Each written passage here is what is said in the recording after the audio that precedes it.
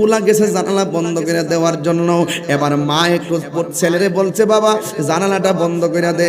এবার পোলা যেই মাত্র জানালাটার কাছে গেল, মা তখন বাম কাত থেকে ডান কাতে একটু ঘুরে গেছে। যেই মাত্র ঘুরে গেছে, সন্তান মনে মনে ভাবতেছে, মারে যদি ডাক দিয়া বলি আম্মা জানালা কোন পাটটা লাগাইতাম, মা বাম কাত থেকে ডান কাতে আইসা বলতে হবে এটা লাগা ওইটা লাগা, তাইলে মার আরামটা ভাঙবে। সন্তান মারে ডাক দেয় নাই। কিছুক্ষণ পর মার চোখের মধ্যে ঘুম এসে গেছে। এবার সন্তান ডাক দেই নাই, এবার ঘুমের ঘরে ডাক না দিয়া দাঁড়ায় রয়েছে।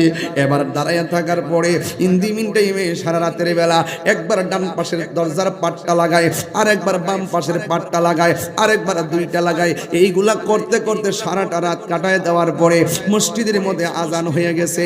যেই মাত্র ফজরের নামাজের আজান হয়েছে, মা দুঃখিনী ঘুম থেকে উঠেছে।